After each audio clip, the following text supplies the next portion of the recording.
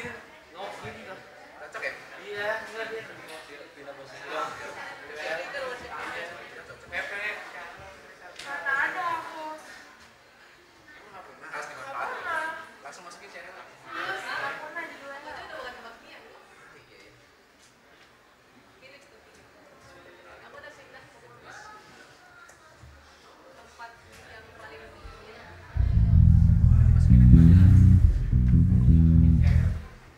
Aku kan jago punya talenta dan harus dikembangkan.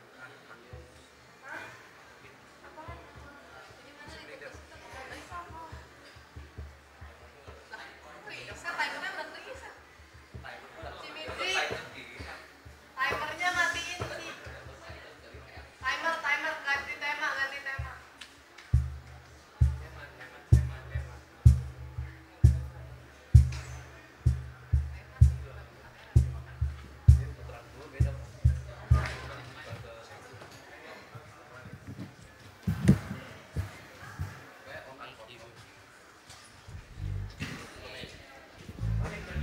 Oh iya.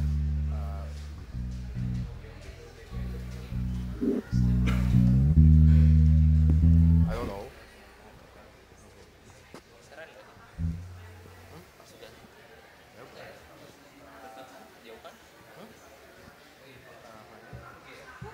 Aman lah. Udah biarin. Hah?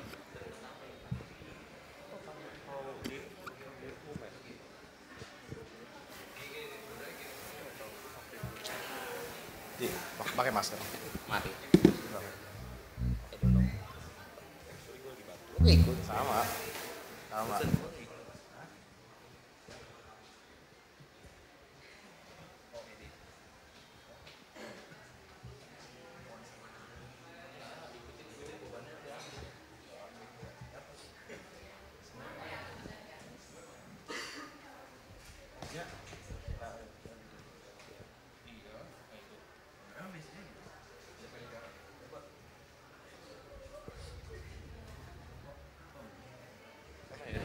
Emang biasanya gitu ya? Mulai, oke. Aja. Tunggu apanya?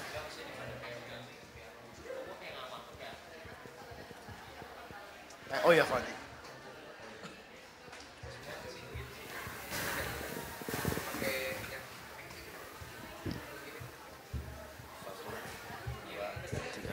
Selamat hari Minggu. Selamat hari Minggu. Ya. Oke.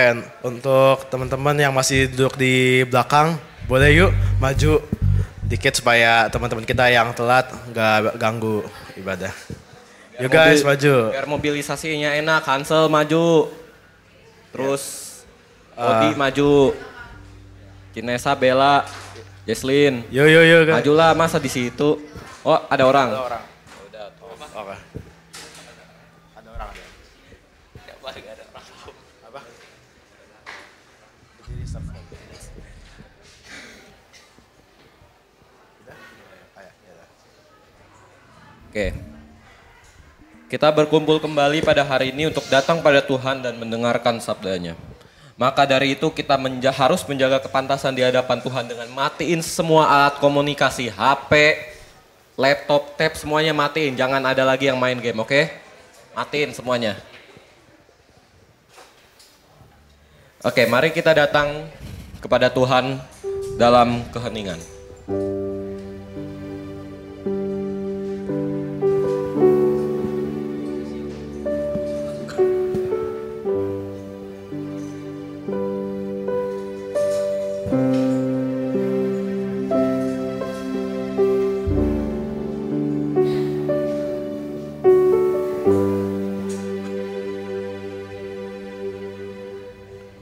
Sungguh kudus dan begitu mulia Allah kita.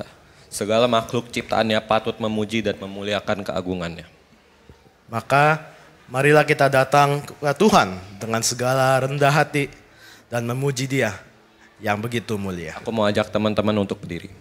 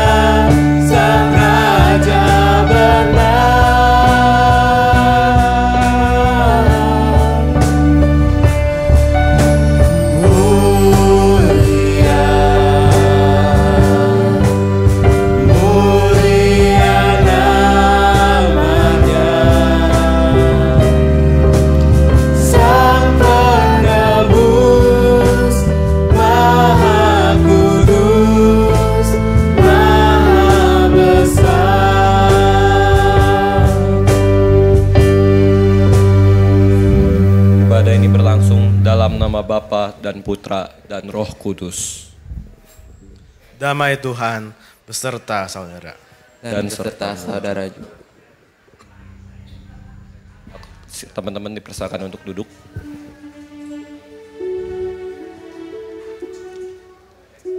Oh ya. Jika kita lihat kembali kehidupan kita, kasih dan pernyataan dari Allah sangatlah jelas. Alkitab mengatakan bahwa kita sangat dikasihinya.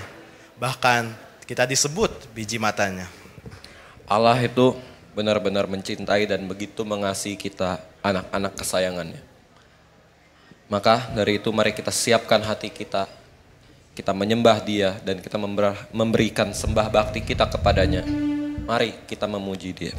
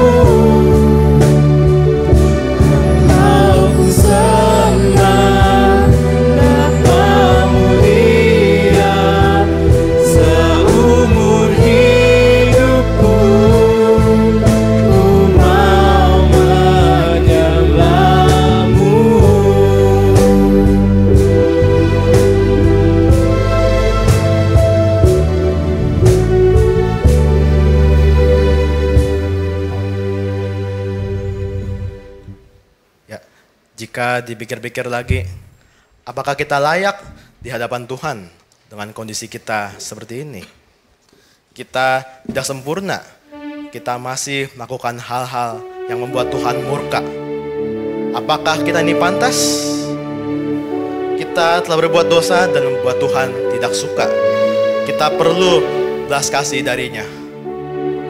Maka mari kita dengan sikap doa dan bersama dengan hening kita mohon belas kasih dari Tuhan.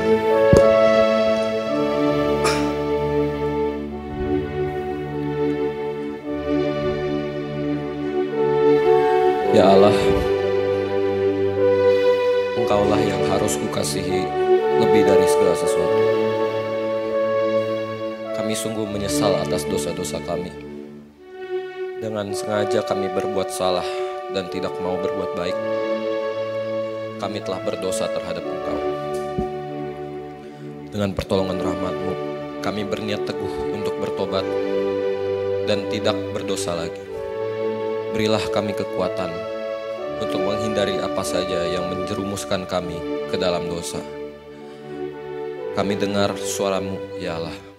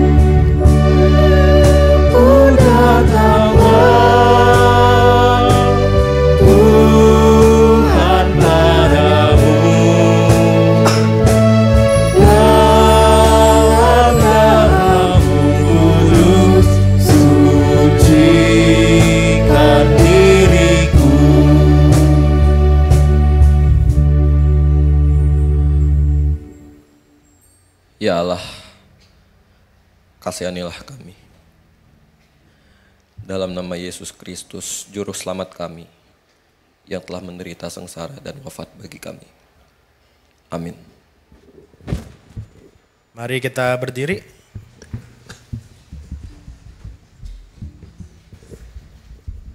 Bacaan kita dari surat Rasul Paulus kepada Titus.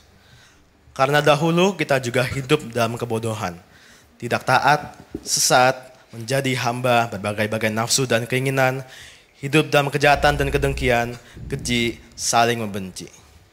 Tetapi ketika nyata kemurahan Allah, Juru Selamat kita dan kasih-Nya kepada manusia, pada waktu itu Dia telah menyelamatkan kita, bukan karena perbuatan benar yang telah kita lakukan, tetapi karena rahmat-Nya melalui permandian kelahiran kembali dan melalui pembaruan yang dikerjakan oleh Roh Kudus yang sudah dilimpahkannya kepada kita melalui Yesus Kristus, Juru Selamat kita, supaya kita sebagai orang yang dibenarkan oleh anugerah-Nya berhak menerima hidup yang kekal sesuai dengan pengharapan kita. Ingatlah kita yang dahulu tertindih dosa, diampuni dan dikasihani oleh Tuhan, sehingga kita memiliki kesempatan untuk hidup dalamnya dan memperbarui diri kita.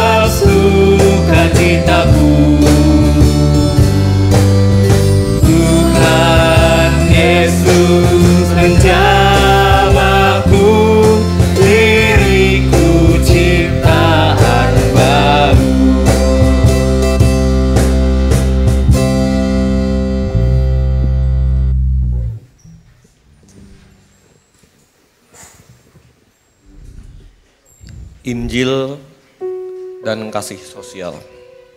Maksudnya itu apa gitu? Apakah kita harus melakukan pelayanan kasih sosial atau bagaimana? Di Alkitab dikatakan, yang kau perbuat bagi saudaraku yang paling hina ini, kau telah melakukannya untuk aku. Pada saat ini, sebelum kita mendengarkan sabda Tuhan, maka marilah kita menyiapkan dan makin memantapkan hati. Sabda Tuhan adalah kasih setia dan kebenaran yang berasal dari Allah sendiri. Oleh karena itu, mari kita hening dalam suasana doa untuk siap-siap mendengarkan firman-Nya.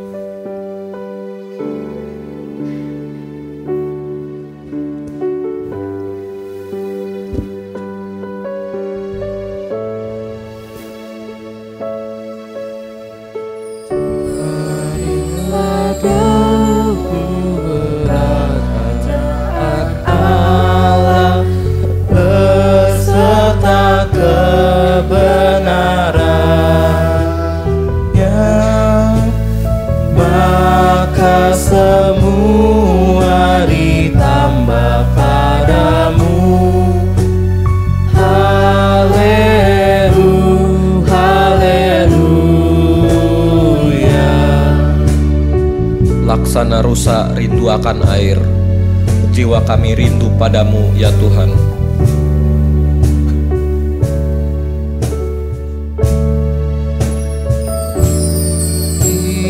Rusa rindu sungaimu, jiwaku rindu Engkau. Kaulah Tuhan hasrat hatiku, ku rindu menyembahmu.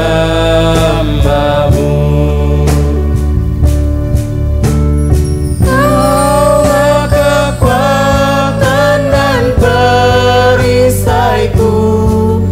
kepadamu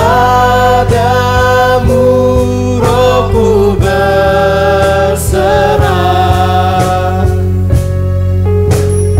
Allah Tuhan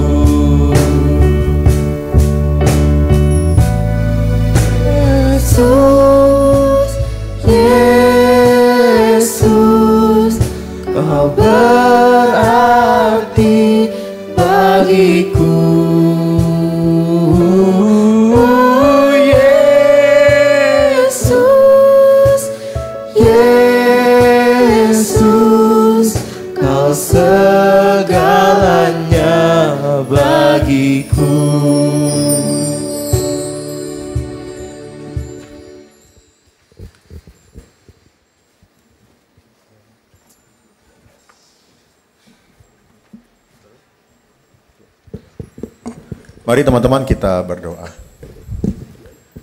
Tuhan, sungguh biarlah kami mau mencari kerajaan Tuhan. Kami mau mencari kehendak Tuhan di masa muda kami, khususnya untuk teman-teman remaja di tempat ini. Bahkan biarlah jiwa kami, hati kami haus dan terus mau terbuka untuk firman yang terus boleh menyegarkan kami, kekuatan yang boleh terus akan mengalir dalam sepanjang kehidupan kami, di tengah segala tantangan, di tengah segala situasi yang mungkin kadang menjebak kami, menggoda kami, dan juga ingin menjauhkan kami dari Tuhan. Ajari dan mampukan kami juga Tuhan untuk sungguh mengandalkan Engkau. Karena kami juga semakin dikuatkan dan diyakinkan bahwa Tuhan begitu mengasihi kami. Tuhan begitu mencintai kami, hidup kami dan keselamatan kami adalah segala-galanya sehingga Engkau telah memperjuangkannya. Bahkan Engkau mempertaruhkan nyawamu, mengorbankan segalanya bagi kami. Maka biarlah di saat ini juga Tuhan kami mau juga membawa hidup kami seutuhnya di hadapan Tuhan, supaya firman dan kebenaran-Mu saja yang boleh terus akan mengisi kehidupan masa remaja kami. Dalam nama Tuhan kami Yesus Kristus, Sang Juru Selamat, yang kekal, yang penuh kasih, dan memanggil kami untuk hidup dalam Injil-Mu, kami mau berdoa, kami mau bersyukur, dan kami mau percaya. Amin.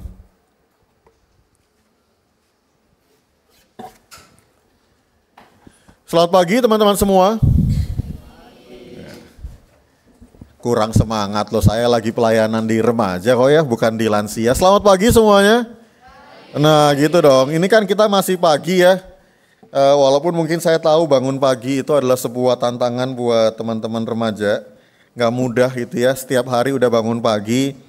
Hari Minggu masih harus bangun pagi, tetapi kalau kita lakukan itu dengan sebuah keyakinan, dengan sebuah semangat, bahkan karena anak muda gitu ya, dengan rasa cinta pada Tuhan, karena Tuhan yang udah mencintai kita, maka bangun pagi dan kita mau datang ke rumahnya itu menjadi sebuah kerinduan yang boleh kita rayakan di hari ini. Nah, sebelum kita akan merenungkan tema ini, Injil dan kasih sosial, kita mau membaca dulu bagian firman Tuhan dari surat Rasul Paulus pada jemaat Korintus di bagian yang kedua. 2 Korintus 8 ayat 1 sampai 15, teman-teman.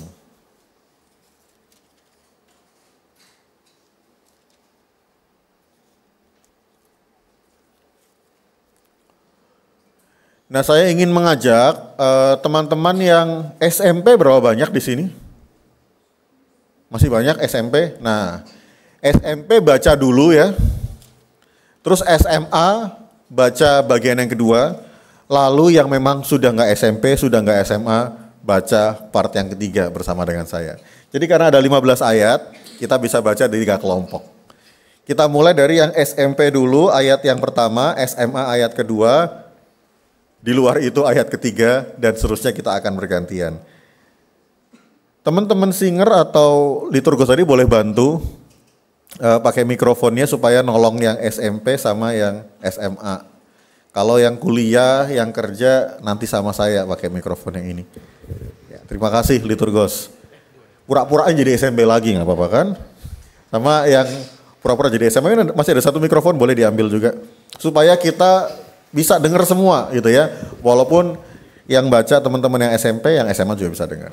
Oke, 2 Korintus 8 kita mau perhatikan bersama-sama. Mulai ayat yang pertama, 1, 2, 3.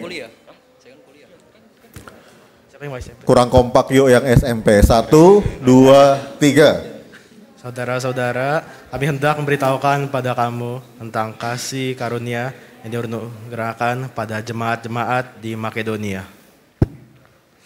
Selagi dicoba dengan berat dalam pelbagai penderitaan, sukacita mereka meluap, dan meskipun mereka sangat miskin, namun mereka kaya dalam kemurahan. Aku bersaksi bahwa mereka telah memberikan menurut kemampuan mereka, bahkan melampaui kemampuan mereka. Dengan kerelaan sendiri, mereka meminta dan mendesak pada kami, supaya mereka juga beroleh kasih karunia untuk mengambil bagian dalam pelayanan pada orang-orang kudus. Mereka memberikan lebih banyak daripada yang kami harapkan. Mereka memberikan diri mereka pertama-tama kepada Allah, kemudian oleh karena kehendak Allah juga kepada kami. Sebab itu kami mendesak juga kepada Titus supaya ia mengunjungi kamu dan menyelesaikan pelayanan kasih itu sebagaimana ia telah memulainya. Maka sekarang sama seperti kamu kaya dalam segala sesuatu, dalam iman, dalam perkataan, dalam pengetahuan, dalam kesungguhan untuk membantu, dan dalam kasihmu terhadap kami, demikianlah juga hendaknya kamu kaya dalam penyelesaian kasih ini. Yuk yang SMA. Aku mengatakan hal itu bukan sebagai perintah, melainkan dengan usaha orang-orang lain untuk membantu. Aku mau menguji keikhlasan kasih kamu. Karena kamu telah mengenal kasih karunia Tuhan kita Yesus Kristus, bahwa Ia yang oleh karena kamu menjadi miskin sekalipun Ia kaya, supaya kamu menjadi kaya oleh karena kemiskinannya. Inilah pendapatku tentang hal itu yang mungkin berfaedah bagimu. Memang sudah sejak tahun yang lalu kamu mulai melaksanakannya dan mengambil keputusan untuk menyelesaikannya juga. Maka sekarang selesaikan jugalah pelaksanaannya itu. Hendaklah pelaksanaannya sepadan dengan kerelaanmu dan lakukanlah itu dengan apa yang ada padamu. Sebab jika kamu rela untuk memberi, maka pemberianmu akan diterima, kalau pemberianmu itu berdasarkan apa yang ada padamu, bukan berdasarkan apa yang tidak ada padamu. Sebab kamu dibebani bukanlah supaya orang-orang lain mendapat keringanan, tetapi supaya ada keseimbangan. Maka hendaklah sekarang ini kelebihan kamu mencukupkan kekurangan mereka, agar kelebihan mereka kemudian mencukupkan kekurangan kamu, supaya ada keseimbangan. Seperti ada tertulis, orang yang mengumpulkan banyak tidak kelebihan, dan orang yang mengumpulkan sedikit tidak kekurangan. Demikian juga pembacaan firman Tuhan. Berbahagialah kita semua yang mau terus rindu untuk hidup dalam Injil dan kebenarannya. Bahkan dalam tema ini untuk boleh juga melakukan kasih dan aksi sosial yang memuliakan nama Tuhan. Amin. Teman-teman, hari ini kita bicara Injil dan kasih sosial. Saya rasa tema ini juga tema yang kayaknya berseri ya. Penatua, pengurus, ya kan? Minggu lalu bicara apa sih? Saya pengen tahu, saya pengen dengar. Ayo, sekalian dites gitu ya. Tapi ini bukan ujian, tenang. Ini cuma mereview dan mengingat kita bahwa Injil itu punya banyak aspek.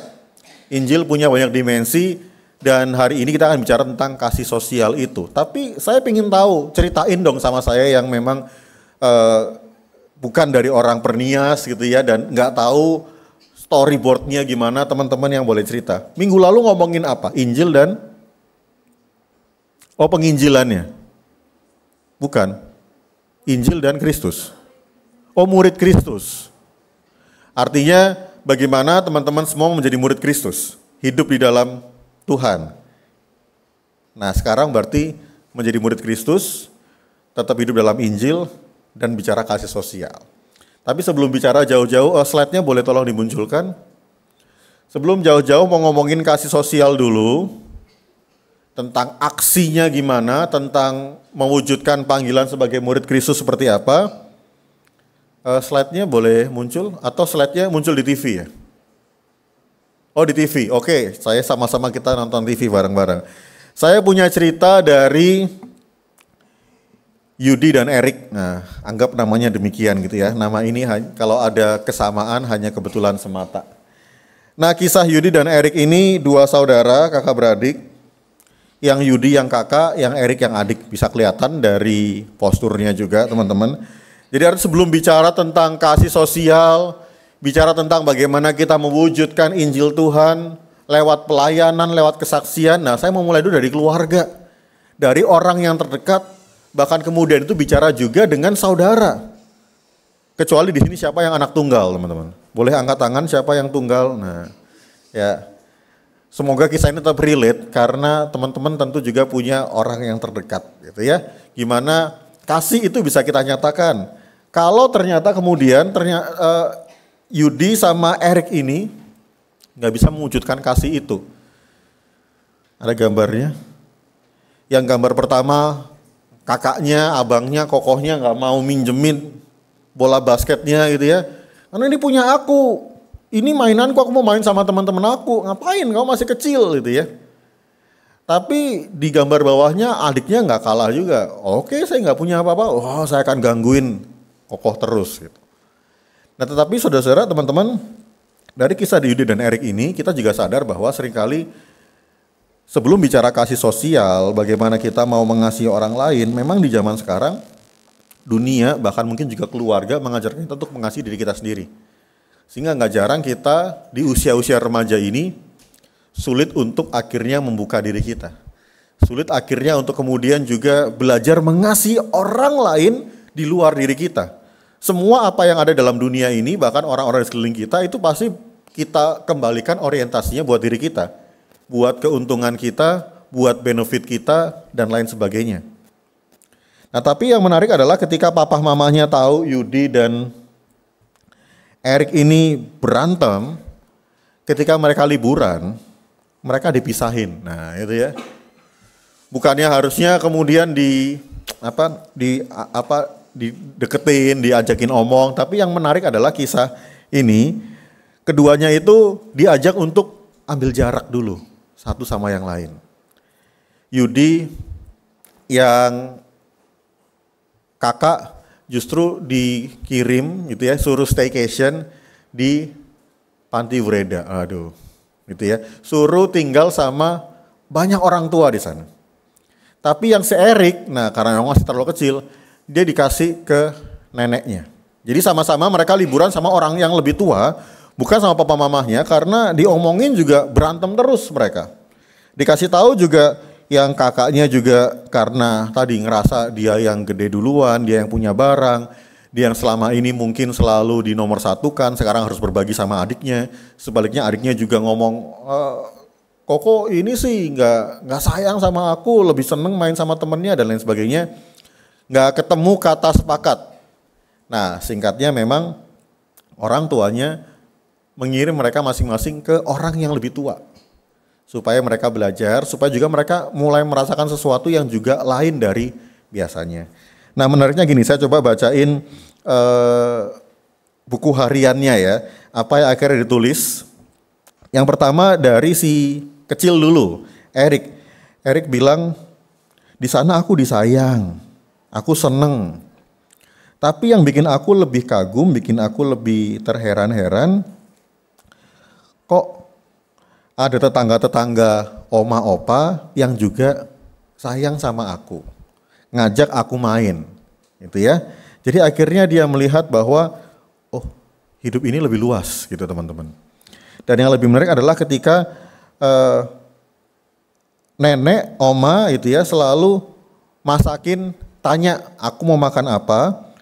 Tapi buat aku itu biasa, yang indah adalah ketika tukang sayur yang datang ke rumah. Jadi modelnya kayak kota-kota lama, kota kecil gitu ya, datang ke rumah, itu sering ngasih aku bonus. Terus aku juga tahu oma dikasih diskon. Nah, di situ dia melihat bahwa ternyata hidupnya bukan tentang diri dia sendiri, tapi ada yang mengasihi dia, dan juga bahkan tukang sayur yang sederhana itu mau kasih diskon, mau kasih bonus buat dia.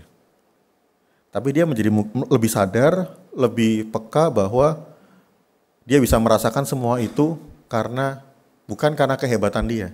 Dan di akhir dia bilang, tapi aku pingin berbagi semua ini sama si Koko. Nah, dia mulai ngerasain bahwa ternyata apa yang dia rasakan, kasih yang dia terima sebagai anak kecil yang selama ini cuman bisanya berantem, cuman bisanya marah. Dia mulai merasakan bahwa dia senang dikasihi dan dia butuh juga untuk membagi kasih itu. Tapi yang si Yudi, teman-teman, adik-adik, anak-anak gitu ya, juga nulis refleksinya kira-kira begini. Awalnya aku berpikir liburanku tidak akan menyenangkan. Harusnya aku bisa pergi sama papa mama, tapi kenapa aku harus dipisahkan dan harus tinggal di tempat ini. Tetapi di sana aku mulai kenal dengan yang namanya, bentar saya lihat ya tulisannya, yang namanya Ibu Erti. Ibu RT ini ternyata adalah donatur sarapan pagi untuk oma opa di panti ini. Beliau punya hotel di Jogja. Setiap pagi selama beberapa minggu saya di sini, oma dan opa selalu dikasih makanan. Bahkan karyawan-karyawan panti selalu bergiliran menjemput sarapan di hotelnya. Memang sarapan itu tidak mewah, tapi berdasarkan cerita dari Satpam, hotel milik Ibu RT ini memang nggak pernah sepi pengunjung karena dia mau berbagi. Tapi lain ceritanya juga adalah ketika di hari itu di depan panti ada seorang pemuda. Nah, tadi dia lihat contohnya ibu-ibu, pemuda yang berjualan Thai tea di pinggir jalan. Mulai bisnis kecil-kecilan gitu ya. Hari itu pemuda ini membuka kios esnya, pembelinya belum cukup ramai, tapi di sore harinya dia menawarkan Thai tea itu gratis, esnya dipisah karena dia tahu oma opa sebanyak jumlah oma opa di tempat itu. Dia datang, dia membagikan. Dan hari-hari berikutnya dia lihat bahwa Thai tea ini juga boleh jadi semakin laris gitu teman-teman. Tapi di situ di akhir catatannya, kalau tadi yang adiknya dia bilang aku pengen berbagi dengan Koko, dia bilang kok aku nggak bisa berbagi apa yang aku punya. Yang tadi itu berbagi sarapan sama berbagi minuman, kok aku hanya berbagi dengan mainan, berbagi waktu, berbagi apapun yang aku punya itu sulit. Jangan-jangan aku masih kurang punya kasih dan kemudian aku masih terlalu mementingkan diriku sendiri. Teman-teman, dari kisah Yudi dan Erik ini, ternyata setelah mereka pulang, mereka jauh lebih belajar untuk mengasihi saudaranya. Walaupun namanya berantem tetap pasti masih ada. Tapi paradigma mereka sudah mulai diubah ketika mereka tidak lagi hanya melihat tentang siapa dirinya. Nah, di kesempatan hari ini teman-teman kita memang bicara ada dua saudara yang lain. Bukan Yudi dan Erik tadi, tetapi Makedonia dan Korintus yang kemudian disapa oleh orang tua mereka, yaitu Paulus. Tapi apa yang terjadi dengan dua jemaat ini? Apakah mereka lagi berantem kayak Yudi atau Erik tadi? Apakah kemudian mereka lagi kondisinya tidak rukun? Dan apa hubungannya dengan tema kita, Injil dan kasih sosial? Apa hubungannya dengan berbagi dan juga peduli, seperti juga contoh-contoh dan cerita-cerita yang disampaikan oleh kedua teman kita, kedua saudara tadi. Bahkan ketika kita juga tadi baca bergantian ya teman-teman, kita lihat juga bahwa mereka sama-sama dipanggil untuk melakukan pelayanan kasih, bahkan buka donasi kira-kira begitu. Apa yang menyebabkan Rasul Paulus mengajak dua jemaat ini untuk mau berbagi, mau juga untuk mengumpulkan donasi kepada siapa? Kita akan lihat gitu ya. Nah, pesan yang pertama adalah dalam tema Injil dan kasih sosial ini, apapun yang bisa kita berikan teman-teman, itu nggak bicara tentang materinya. Pertama-tama nggak bicara tentang juga nominalnya. Tentang juga seberapa besar kita bisa ngasih, kayak yang tadi ngasih diskon. Terus yang kemudian teman-teman di desa, di kampung itu ngasih waktu, ngajak main. Yang mungkin selama ini si Erik tadi butuh untuk itu. Tapi juga ada yang dari pemilik hotel ngasih sarapan, karena mungkin memang dia sekalian juga masak buat tamu-tamu hotelnya, tapi dia mau berbagi, bukan cuma mikirin untuk profit dan benefitnya. Tapi juga yang seorang pemuda yang baru merintis usahanya, dia mau berbagi. Tapi bukan soal itu teman-teman, kita lihat Alkitab kita, kembali, ayat yang pertama dulu, saya ingin bacakan ulang buat teman-teman. Saudara-saudara, kami hendak memberitahukan kepada kamu tentang kasih karunia yang dianugerahkan kepada jemaat-jemaat di Makedonia. Nah, kata yang boleh saya garis bawahi untuk mengingatkan kita di kesempatan hari ini, apalagi kalau sambung dengan minggu yang lalu sebagai murid Kristus, ketika kita diberi kesempatan untuk memberi apapun itu, atau gimana pun kondisinya, Bukan hanya saat kita lagi baik, lagi beruntung. Bahkan kalau tadi dengan gambaran juga Yudi dan Erik, lagi kondisi mereka tuh lagi marah, lagi jengkel, lagi sebel, tapi juga belajar untuk memberi. Bahkan pertama-tama mereka diperlihatkan apa atau siapa yang juga memberikan teladan untuk memberi itu. Nah, memberi adalah sebuah kasih karunia, teman-teman. Memberi adalah sebuah kesempatan yang indah yang harus kita miliki di dalam dunia ini, apalagi sebagai murid-murid Kristus. Nah, jemaat Makedonia kalau kemudian akhirnya dilanjutkan story-nya, mereka itu adalah jemaat yang sebenarnya menderita, bahkan miskin. Nah, itu dilanjutkan di ayat yang kedua. Selagi dicobai dengan berat dan berbagai macam penderitaan, tapi sukacita mereka meluap meskipun mereka sangat miskin, namun kaya dalam kemurahan.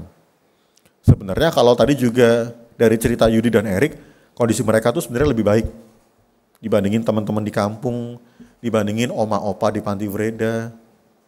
Tetapi seringkali kadang kalau kita lagi kondisinya baik, kita semakin egois, semakin mikirin diri kita sendiri, dan gak mau berbagi. Boro-boro berbagi dengan orang yang jauh, dengan orang yang gak kita kenal. Kalau ternyata dengan saudara sendiri, dengan sahabat sendiri, kita masih sulit dan enggan untuk melakukannya. Nah, sementara jemaat Korintus sebenarnya jemaat yang kaya, teman-teman. Baik itu secara materi, karena memang kota Korintus itu kota yang besar.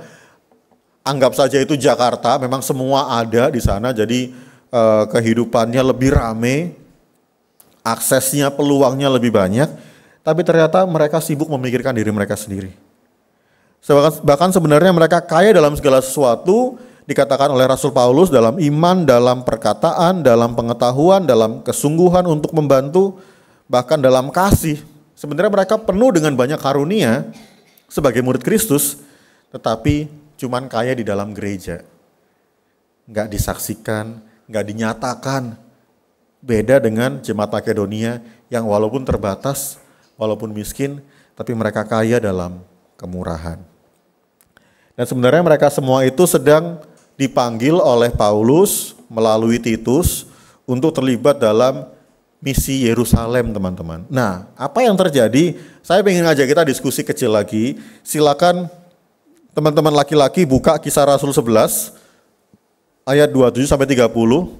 Lalu bisa berpendapat apa yang sebenarnya terjadi sehingga akhirnya Makedonia sama Korintus ini sama-sama dikasih tugas, sama-sama dipanggil untuk melakukan pemberian kasih karunia yang adalah panggilan Injil, yang adalah panggilan iman mereka. Tetapi apa yang terjadi itu tadi. Korintus, karena ini suratnya Korintus yang kita baca, sulit banget gitu ya. Banyak aja alasannya. Nah, sementara teman-teman cewek tolong buka di 1 Korintus. Jadi maju ke part surat yang pertama. Sama-sama 3 ayat di sana, silakan dibaca dari dalam hati atau baca bareng-bareng dengan teman sebarisnya. Lalu coba ada yang mau diskusi nggak? Ada yang mau berbagi juga, berbagi jawaban. Apa sih yang tadi di Yerusalem dan kemudian konsep apa yang sebenarnya disarankan oleh Rasul Paulus?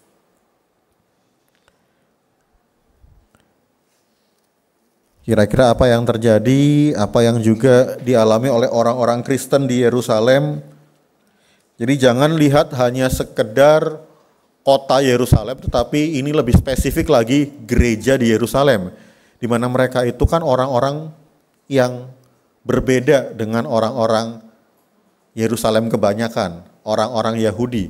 Mereka itu ikut Tuhan Yesus sehingga akhirnya mereka dibenci, mereka dipersekusi, atau kalau bahasa kalian sekarang mereka dibully. Wah, kamu tuh sesat, kamu tuh nggak lagi ikut aturan nenek moyang, wah kamu itu sudah membangkang, kamu itu udah nggak tahu adat dan lain sebagainya. Apa yang terjadi? Boleh teman-teman cewek dulu yuk, ladies first. Dari 1 Korintus supaya kita masih nyambung dengan konsepnya. 1 Korintus 16. Di situ perikopnya berjudul bantuan untuk jemaat di Yerusalem. Nah, apa yang muncul di sana?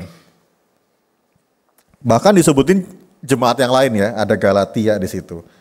Tapi apa, pada hari pertama tiap-tiap minggu hendaklah kamu mengumpulkan masing-masing sesuai dengan apa yang kamu peroleh, menyisihkan sesuatu dan menyimpannya di rumah supaya jangan pengumpulan itu baru diadakan kalau Paulus itu datang.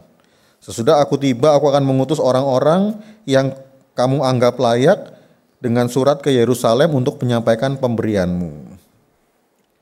Jadi apa? Mereka diajak ngumpulin. Dan ngumpulinnya itu nggak kemudian juga spontan. Oke, aku ada berapa nih ya? Tadi terakhir habis makan di depan, ini kembaliannya aku kumpulin. Nggak kayak gitu teman-teman. Bahkan Paulus juga ingin mengatakan bukan hanya sekedar asal-asalan. Tapi kamu persiapin. Nanti kita akan bicara bentuknya ya setelah ini. Tapi ini masih story-nya dulu. Karena emang kita perlu menolong orang-orang di Yerusalem. Dan jangan bayangin sekarang ada transfer, scan gitu ya. Zaman dulu tuh semua harus dikumpulin, bahkan dijaga, mungkin brankas segala macem. Karena uang model dulu tuh kan kepingan-kepingan gitu ya. Lalu harus nanti nggak ada tuh dimasukin ke bank langsung ditransfer sampai sana nyampe. Harus dibawa, bayangin susahnya gitu ya. Males Pak, sekarang udah gampang. Iya, cuman cukup imajinasi dikit aja gitu ya. Sulit loh, di tengah jalan bisa ada macam-macam juga. Bahkan bawa ke sana juga butuh ongkos. Jadi semua itu perlu untuk ditanggung bersama-sama. Ada tambahan dari teman-teman cewek mungkin? Jadi kira-kira waktu itu mereka sama-sama, tadi dituliskan apa?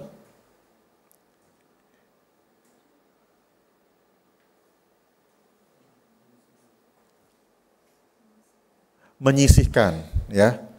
Jadi pemberian itu adalah sesuatu yang juga memang kita siapkan, teman-teman. Itu saran Paulus. Oke, yang cowok-cowok dari Kisah Rasul, mundur kitabnya. Apa yang terjadi di sana untuk semakin menunjukkan kenapa harus ngumpulin sih? Kenapa harus menyisahkan sih? Kenapa harus kemudian betul-betul diatur supaya persembahan ini baik? Oke, ada satu teman cowok boleh bantu juga bacain secara singkat apa yang dikisahkan buat gereja-gereja di sana, bahkan rasul-rasul Tuhan, murid-murid Kristus ya. Kisah para rasul, itu tuh berarti juga kisah murid-murid setelah Tuhan Yesus bangkit dan naik ke sorga. Bahkan setelah Roh Kudus dicurahkan.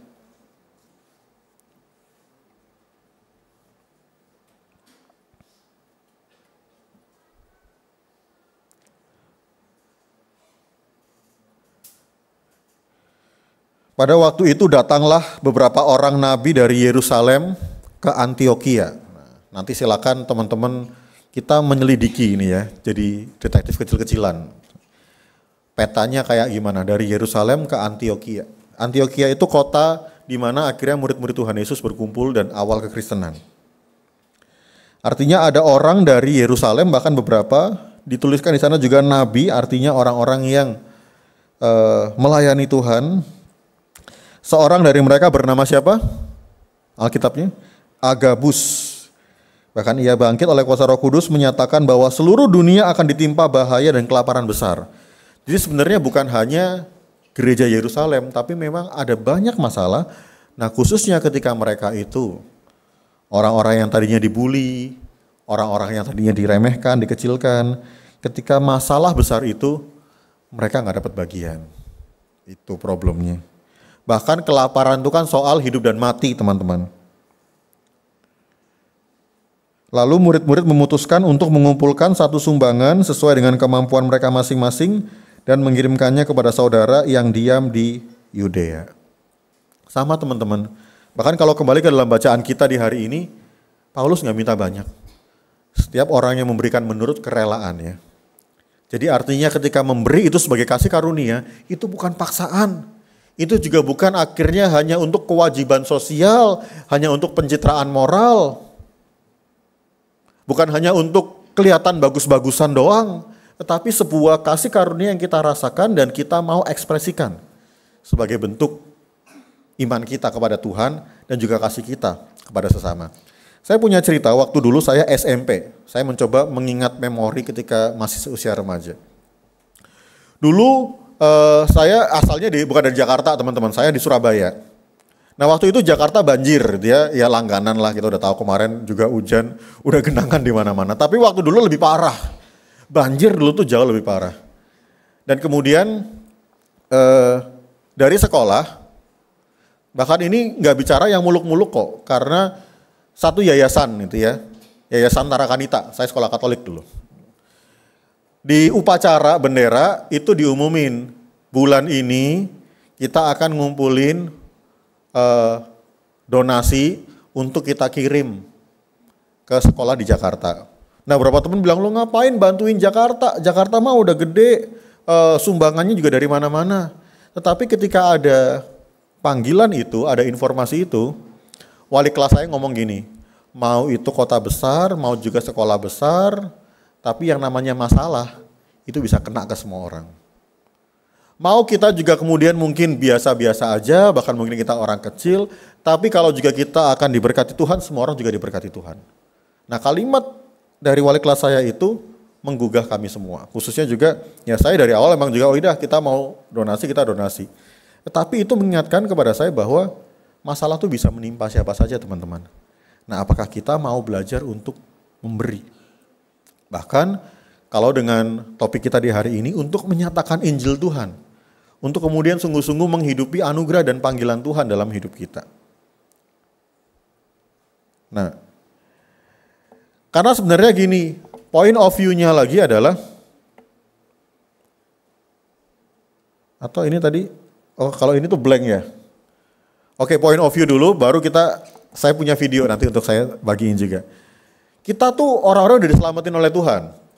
Injil itu adalah keselamatan. Dan memang keselamatan itu membuat kita nyaman. Membuat kita sudah ditebus, udah diselamatin. Nah sehingga kadang karena kenyamanan itu, apalagi di zaman sekarang, kita udah gak mau ngapa-ngapain. Kita udah akhirnya ongkang-ongkang kaki aja. Kita akhirnya tinggal menikmati keselamatan dari Tuhan. Jangan salah teman-teman. Justru karena kita udah diselamatin, firman Tuhan juga mengatakan kembali, karena kamu telah mengenal kasih karunia itu, justru ketika kita dipanggil untuk berbagi, untuk menyatakan kasih sosial, dan itu bukan hanya bicara sekedar tindakan aja, tetapi bagaimana berangkat dari hati kita untuk memberikan hati kita itu. Untuk gak lagi hanya mikirin diri sendiri, di sanalah sebenarnya kita diingatkan. Tuhan sendiri menyelamatkan kita supaya bikin kita nyaman tadi dengan cara dia harus mengorbankan dirinya. Paulus mengatakan dia menjadi miskin supaya kita boleh kaya oleh karena kemiskinannya. Tadi dari percakapan singkat, kemarin teman-teman yang kelas Omega ya, itu baru melakukan aksi sosial. Nah tapi saya juga ingin pesan biarlah aksi sosial itu bukan hanya sekedar program gereja ya, bukan hanya kemudian karena kalian digerakin sama-sama, tetapi biarlah itu juga muncul dari hati kita. Bahkan juga ketika kalian harus melakukan sebuah tindakan yang kemudian mungkin gak diketahui orang banyak. Ketika hanya kalian dan Tuhan yang tahu, kalian bisa melakukan kasih sosial itu sebagai wujud syukur kita atas keselamatan yang telah Tuhan anugerahkan. Saya ingin ajak kita putar video dulu. Sambil kita nonton bareng gitu ya. Apa yang bisa kita lakukan bahkan di era kita, khususnya teman-teman di zaman sekarang.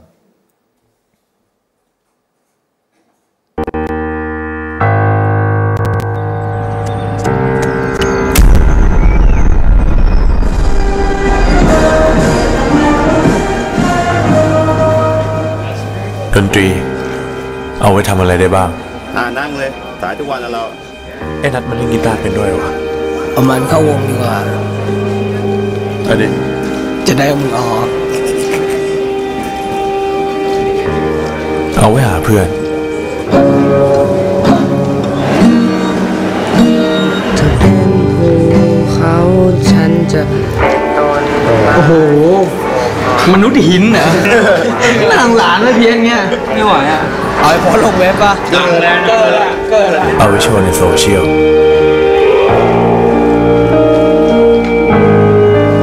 เอาไว้จีบหญิง เล่นกีตาร์ให้ฟังหน่อยสิคะอยากได้ยินเสียงกีตาร์นานจังเลย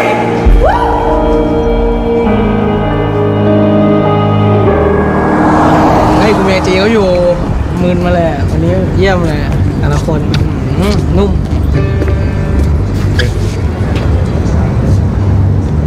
เฮ้ยนัท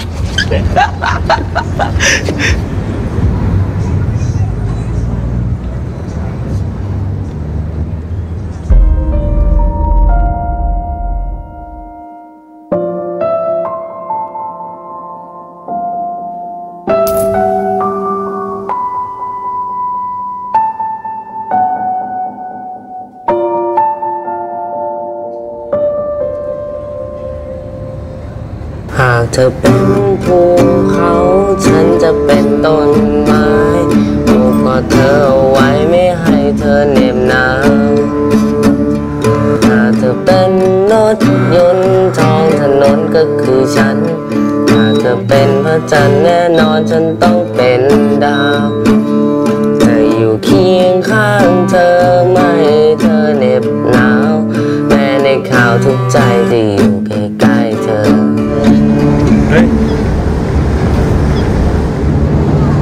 เพี้ยนว่ะกีตาร์เพี้ยนไปตั้งให้มา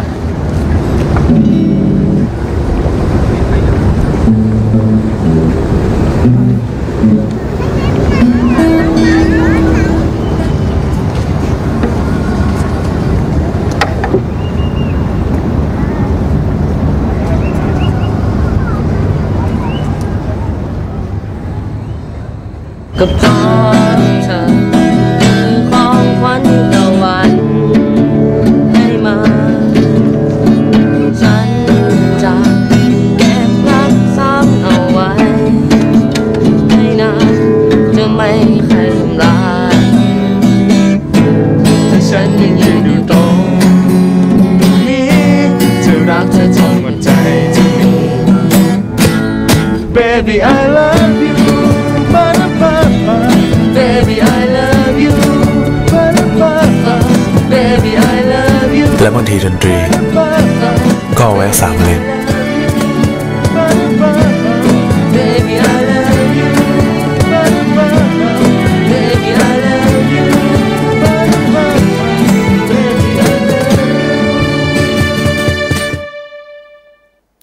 Oke teman-teman, dari storyboard ini siapa yang memberi teman-teman? Siapa yang menunjukkan kasihnya? Ternyata bukan hanya orang-orang yang ngasih recehan mereka mungkin, bukan orang-orang yang kemudian lewat tadi di jalan atau di stasiun gitu ya.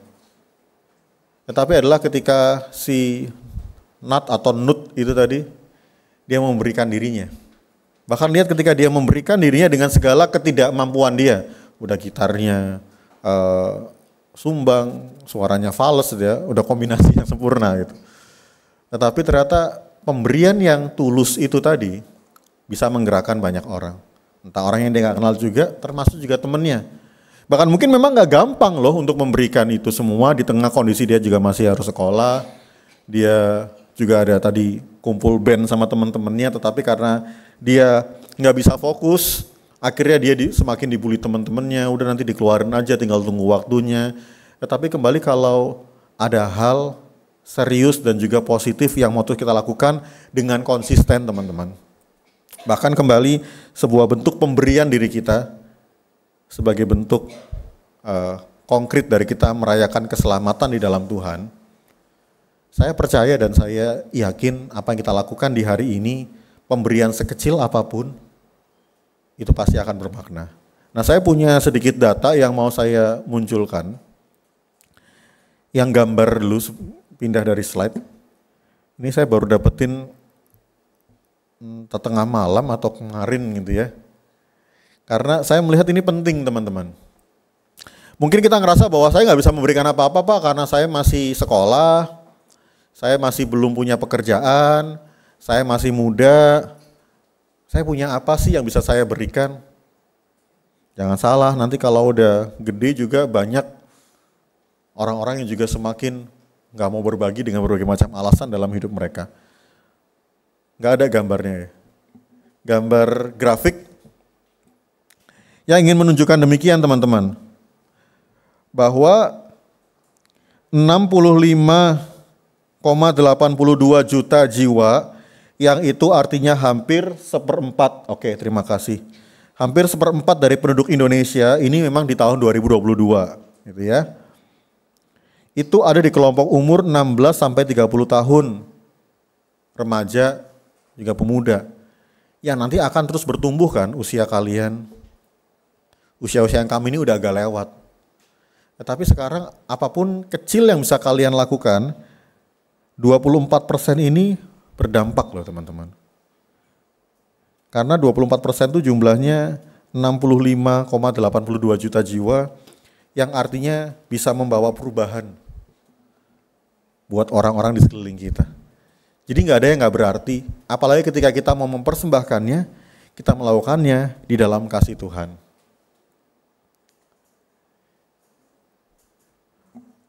Oke, kembali ke slide-nya boleh. Yang apa artinya itu teman-teman, sebagai generasi muda yang udah diselamatin oleh Tuhan, Tuhan pingin agar keselamatan itu kita bagikan, harus kita saksikan.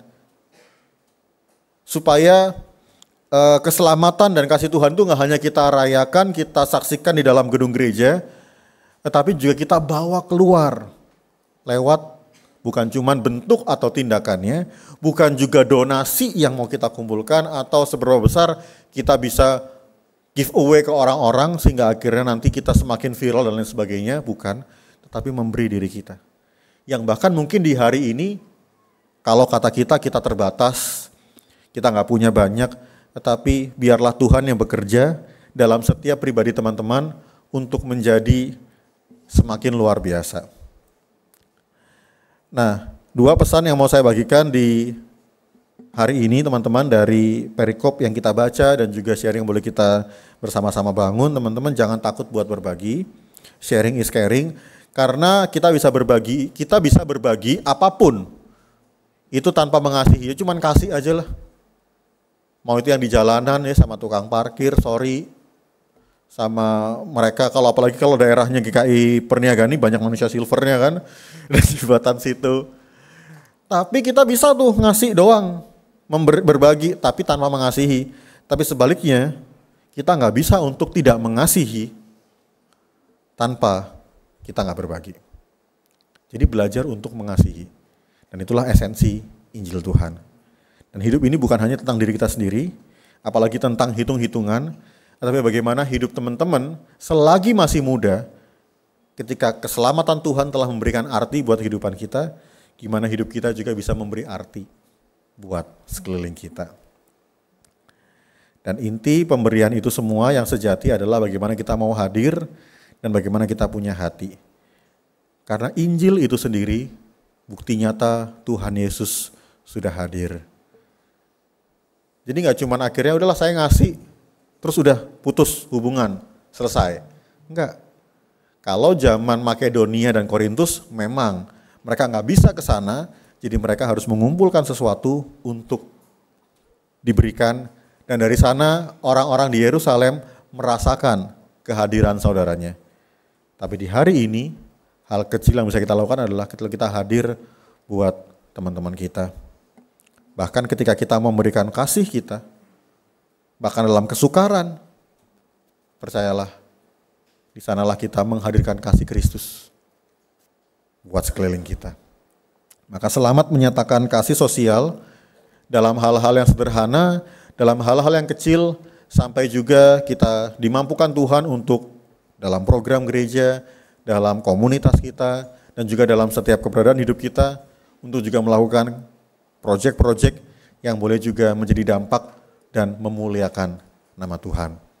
Tuhan memberkati, Tuhan menolong dan memampukan kita. Amin. Saat teduh buat kita semua. Tuhan memberkati.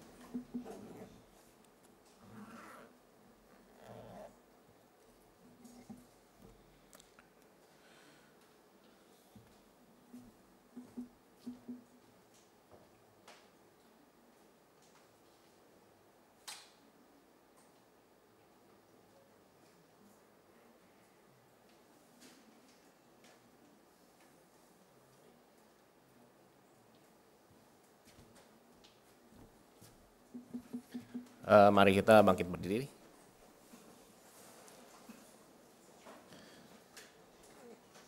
Sebagai respon pemberitaan firman dan mengingat janji baptis kita, maka bersama dengan umat Allah di masa lalu, masa kini dan masa depan, kita mengikrarkan pengakuan iman seturut pengakuan iman rasuli. Aku percaya kepada Allah, Bapa yang Maha Kuasa, dan dari langit dan bumi. Aku Yesus Kristus, anak yang tunggal Tuhan kita. Dan dari Roh Kudus, lahir dari anak darah Maria. Dan kita sengsara di bawah pemerintahan Pontius Pilatus, salibkan, mati dan dikuburkan, turun ke dalam kerajaan maut. Pada hari yang ketiga, bangkit pula dari antara orang mati, naik ke sorga, duduk sebelah kanan Allah, Bapa yang Maha Kuasa. Dan dari sana ia akan datang untuk menghakimi orang yang hidup dan yang mati. Aku percaya kepada Roh Kudus, gereja yang kudus dan am, persekutuan orang kudus, pengampunan dosa, bangkitan orang mati, dan hidup yang kekal. Amin.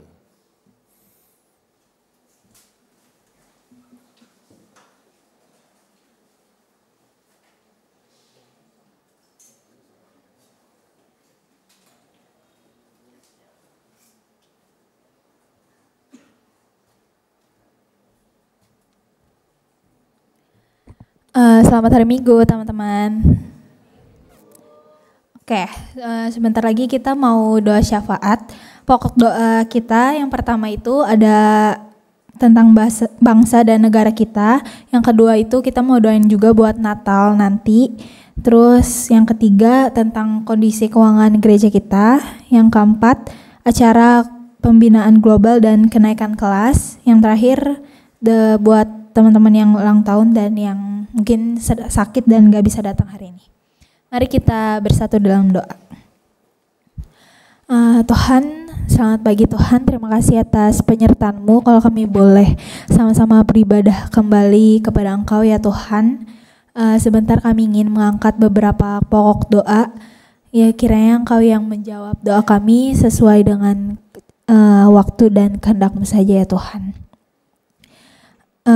Kami mau berdoa ya Tuhan untuk bangsa dan negara kami yang sekarang udah ada pemimpin yang baru bagi Indonesia Tuhan. Kiranya Engkau yang pimpin Indonesia supaya kami boleh menjadi negara yang lebih baik lagi ya Tuhan. Kami berdoa juga Tuhan untuk para pemimpin kami supaya kiranya Engkau yang berikan kami pemimpin yang takut akan Tuhan supaya ia juga boleh memimpin negara kami dengan baik ya Tuhan. Tuhan kami berdoa juga Tuhan untuk persiapan Natal yang akan dilaksanakan. Kiranya Engkau yang berkati segala persiapannya ya Tuhan supaya boleh berjalan dengan baik sesuai dengan latihan-latihan yang sudah dijalankan ya Tuhan. Tuhan kami berdoa juga Tuhan untuk kondisi keuangan gereja kami yang mungkin sedang tidak baik ya Tuhan. Tapi kiranya Engkau saja ya Tuhan yang memberikan solusi yang terbaik bagi gereja kami ya Tuhan. Tuhan kami berdoa juga Tuhan untuk acara pembinaan global dan kenaikan kelas di pembinaan. Kiranya Engkau yang berkati segala yang telah dipersiapkan ya Tuhan. Dan kiranya juga berdoa untuk para anak-anak yang mengikuti pembinaan supaya mereka boleh terus bertumbuh lewat pembinaan dan komisi remaja juga ya Tuhan. Tuhan kami juga tidak lupa Tuhan untuk berdoa bagi teman-teman kami yang sedang sakit. Kiranya Engkau yang berikan mereka kesembuhan lewat obat-obatan yang mereka minum ya Tuhan. Kami berdoa juga Tuhan untuk teman-teman kami yang tidak hadir mungkin karena ada pergumulan atau masalah dalam hidupnya. Kiranya Engkau yang menuntun mereka ya Tuhan supaya mereka boleh melewati kesulitan-kesulitan dan mereka boleh merasakan kasih Engkau ya Tuhan. Tidak lupa juga Tuhan kami berdoa bagi teman-teman kami yang berulang tahun di minggu-minggu ini. Bersyukur untuk 1 tahun yang ditambahkan di hidupnya supaya ia boleh terus bertumbuh dan lebih dekat lagi dengan Engkau ya Tuhan. Terima kasih Tuhan, Kau yang pimpin juga ibadah kami dari pertengahan hingga akhirnya. Hanya dalam nama-Mu kami telah berdoa dan mengucap syukur. Amin.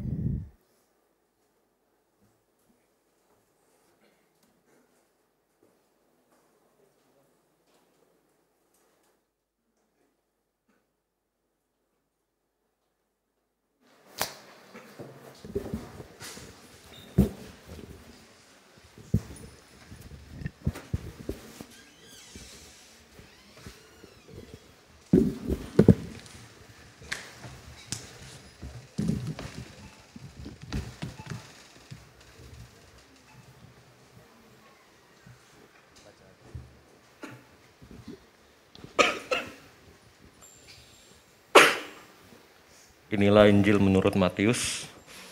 Ingatlah, jangan kamu melakukan kewajiban agamamu di hadapan orang supaya dilihat mereka. Karena jika demikian kamu tidak beroleh upah dari Bapamu yang di surga. Jadi apabila engkau memberi sedekah, janganlah engkau menggembar-gemborkan hal itu, seperti yang dilakukan orang munafik di rumah-rumah ibadat dan di lorong-lorong, supaya mereka dipuji orang. Sesungguhnya aku berkata kepadamu, mereka sudah mendapat upahnya. Tetapi jika engkau memberi sedekah, janganlah diketahui tangan kirimu apa yang diperbuat tangan kananmu. Hendaklah sedekahmu itu diberikan dengan tersembunyi, maka Bapamu yang melihat yang tersembunyi akan membalasnya kepadamu. Dengan rela hati, mari kita berterima kasih atas berkat dari Tuhan dan membawa persembahan kepadanya.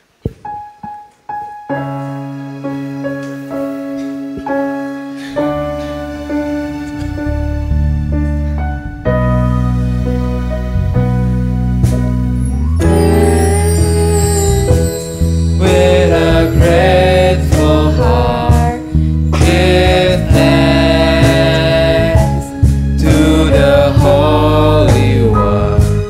Give thanks because He's given Jesus Christ, His Son. And now let the weak say, I am strong. And let the poor say, I am rich, because of what the Lord has done for us. Give thanks.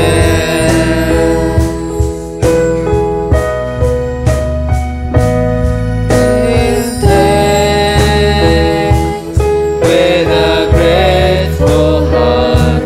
Give thanks to the Holy One.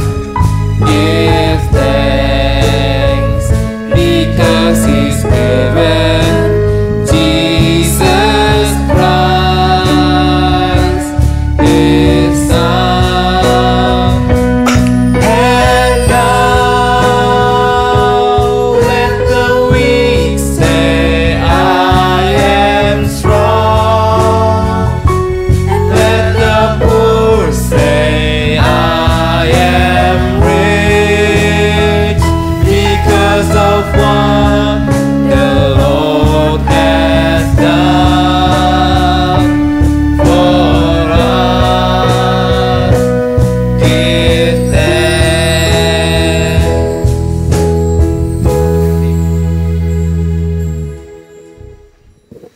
Aku mau ajak teman-teman untuk berdiri.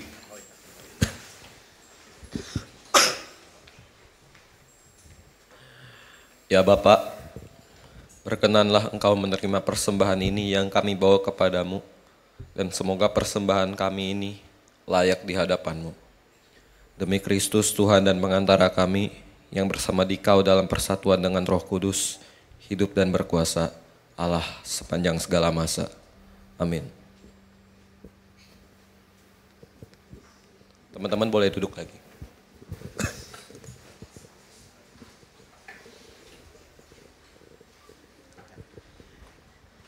Ya, dari firman tadi kita diingatkan lagi untuk memberi. Tapi memberi bukan cuma dalam hal materi atau benda. Ya. Juga bukan hanya ketika kita berkelimpahan. Justru dari contoh cerita-cerita tadi, kita dapat bahwa orang-orang yang berkelimpahan justru lebih sulit untuk memberi daripada yang dalam kondisi lebih sederhana. Nah, dengan memberi kita juga menyalurkan kasih Allah kepada sesama. Dan maka dari itu kita harus ambil tekad untuk kita bisa memberi dengan tulus kepada sesama kita yang membutuh. Memang nggak mudah, karena pasti akan banyak tantangan yang menghadapi. Seperti Yesus yang mau turun ke dunia memberikan kasih-Nya kepada kita. Maka mari kita salurkan kasih itu kepada sesama, terutama orang-orang di sekitar kita. Terutama mereka yang lemah, miskin, tersingkir, dan menderita. Dengan memberi kita juga melayani Tuhan yang hadir dalam diri mereka. Sebab ada tertulis, Segala sesuatu yang kamu perbuat untuk salah seorang dari saudaraku yang paling hina ini, kamu telah melakukannya untuk aku. Maka oleh sebab itu mari kita renungkan firman ini dengan mengasihi, peduli, dan bersaksi. Mari kita berdiri.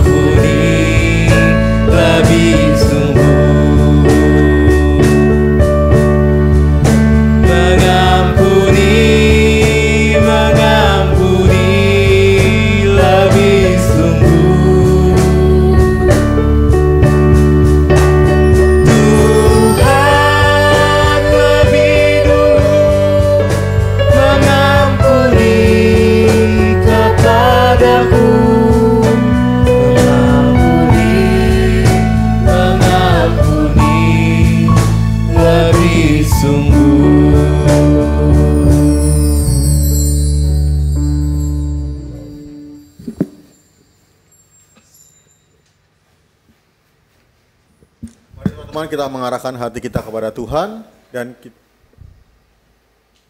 jadilah saksi Kristus dan terpujilah nama Tuhan di dalam kehidupan kita. Mari kita pulang di dalam berkat-Nya.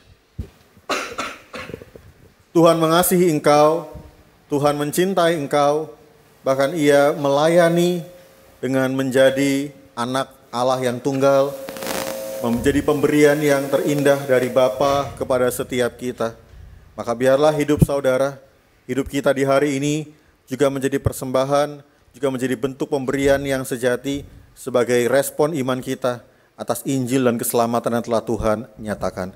Maka hikmat Tuhan, damai sejahtera Allah yang melampaui segala akal, di dalam cinta dan pengorbanan Tuhan kita Yesus Kristus, juga dalam persekutuan, kekuatan dan penampingan Roh Kudus, menyertai, melingkupi, dan membimbing setiap langkah kehidupan kita, supaya nyata kasih dan kepedulian Allah yang boleh kita nyatakan di dalam lingkungan dan pergaulan sosial kita. Di dalam nama Tuhan Yesus Kristus, di hari ini, esok, dan sampai selama-lamanya. Amin. Amin.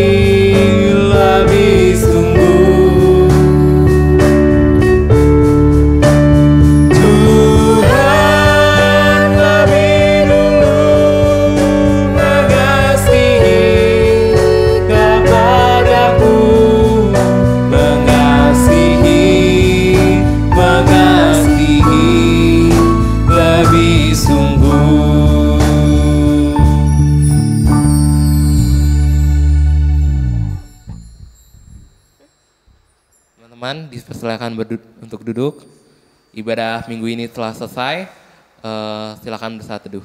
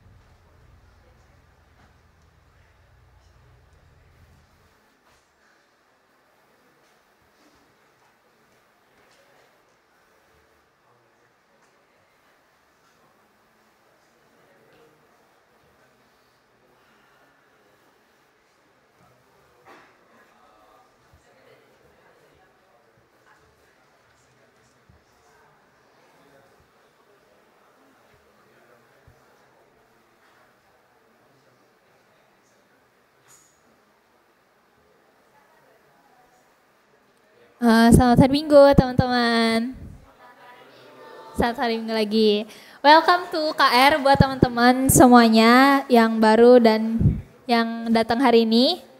Boleh di next? Boleh di next? Oke, thank you. Kebaktian kita hari ini temanya itu Injil dan Kasih Sosial dibawain sama Pendeta Michael. Dan minggu depan tanggal 24 November itu temanya Minggu Kristus Raja dibawain oleh Evangelis Oki Budiman. Boleh di next. Jopo Musik hari ini tanggal 17 November 2024 itu pemimpin liturginya ada Wilson dan Odi. Pianisnya ada Cheryl, bassnya ada Brandon, singernya ada Immanuel dan Fanny, kahonnya ada Ko Jesril. Minggu depan, tanggal 24 November 2024, pemimpin liturginya ada Mitzi, pianisnya ada Marvel, gitarisnya ada Brian, singernya Darren dan Grace Simorangkir, kahon atau drumnya ada Carlos, fillernya ada Hazel. Job pelayan hari ini dan minggu depan tanggal 17 ada PP-nya, pendamping pembicaranya ada Natania, BWDS-nya ada aku Vanessa, PIC-nya ada Philip, MCCG-nya ada Tivalenka dan Bella, absennya ada Meisha. Dan minggu depan pendamping pembicaranya ada Kenisha, BWDS-nya Hana, PIC-nya ada Filona, MCCG-nya Jesslyn N dan Jesslyn O. Absennya ada Jennifer. Boleh di next? Nextnya ada job aktivis dan job mulmet. Oke, tanggal 17 November PJTD-nya itu ada Nicholas, Asher dan kolektannya itu ada Vigo, Febri, Nina dan Novita. Soundnya ada Ko Yosua. Slide-nya ada Rebecca, switcher dan kamera belakangnya ada Francisca. Tanggal 24 November, PJTD-nya ada Stefanesa, Asher dan kolektannya ada ODM, Kenneth, Cantika dan Kalista. Soundnya ada Elvis, slide-nya Sally, switcher dan kamera belakangnya ada Novelia. Boleh di next?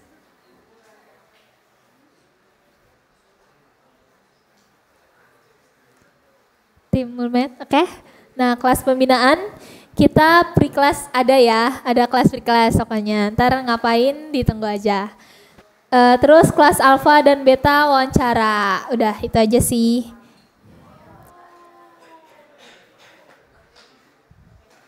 Sama nanti ada publikasi, nanti akan dipublikasikan sama Hana. Udah sih dari aku itu aja. Thank you, happy Sunday.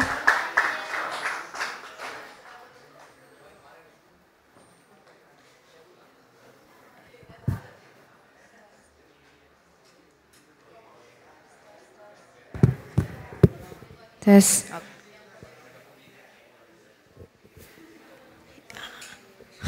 Oke, selamat hari Minggu teman-teman.